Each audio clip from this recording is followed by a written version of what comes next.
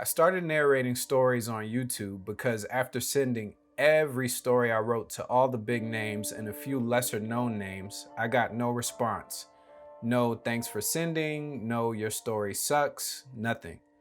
I won't mention who they are, but most of you should know who I'm talking about. Although one big name did read a short story I wrote, which I'm very thankful for, it wasn't my best. This went on for a while. After months of frustration, I finally realized it wasn't going to happen. So I decided to narrate my own stories, create a YouTube channel, pick a name, and post them myself. How hard could it be? So I did. My stories were good, at least I thought so. To my surprise, a few people actually liked them, and after a while asked if I would narrate their stories. Wow, really? Okay. They would send them to me via email, which I gave them, and I would narrate their stories, and that started the ball rolling. I was talking to a coworker one day about narrating stories for fun, and they suggested I check out an app called Reddit and search short, scary stories and no sleep. They said they posted a few stories on there and thought it would be perfect for me, so I did. I created an account and started my search. There I found all kinds of amazing stories. I contacted some authors through comments and personal messages asking permission to read their stories. Most were cool with it, although I did get a few rejections. I just kept on asking. Always ask permission. Things were going great. I was narrating amazing stories, people were liking them, and I even earned enough karma on Reddit to start my own community. I decided to use it for people to send stories to, and people actually did. All the while, I still searched other communities for stories to read. That was until I found that story.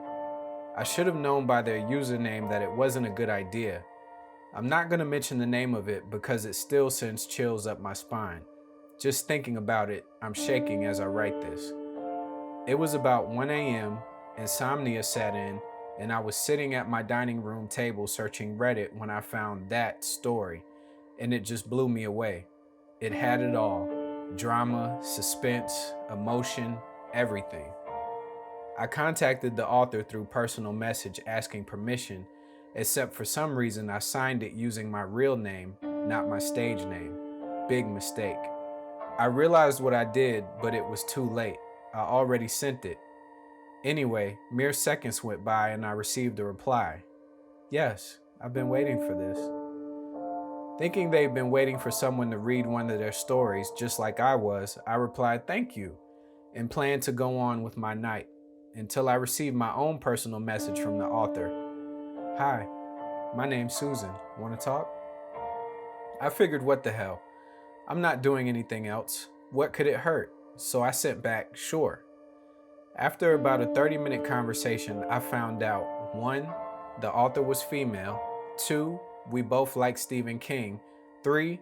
We both love horror stories. 4. We both live in the US, only a few states away from each other.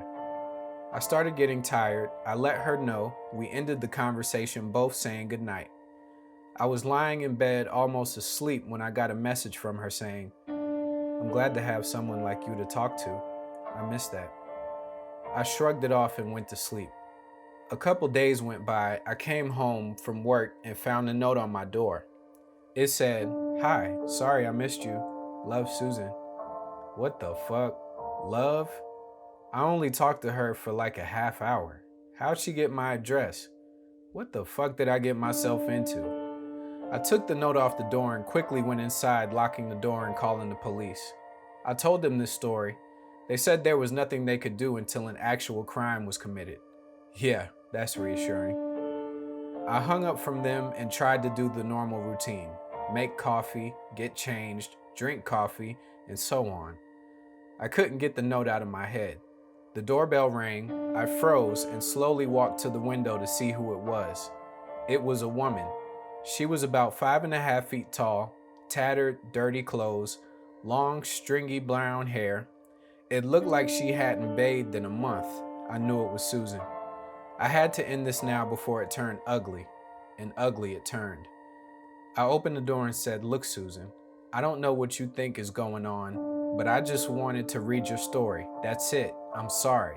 If you thought there was something more, there's not. Please go home. I shut the door and walked into the house. She screamed like a wild woman. She started pounding on the door and screaming, "I love you. I love you."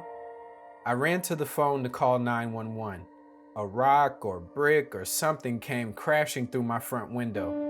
I turned and saw that crazy bitch climbing into my house screaming, "Read my story. Read my story." The shards of glass from the broken window cutting her as she climbed in. Blood on the window and the floor. 911, what's your emergency? This crazy bitch is in.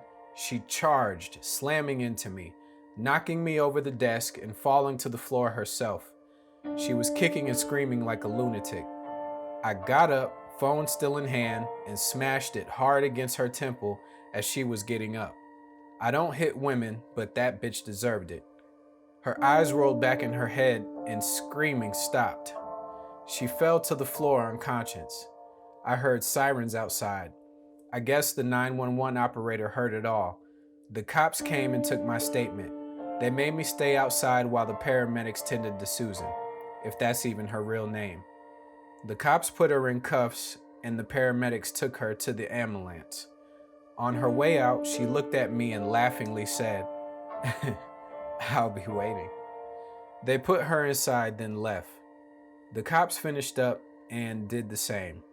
I was left with a fucked up door, a broken window, blood all over the place, a broken desk, and a broken phone.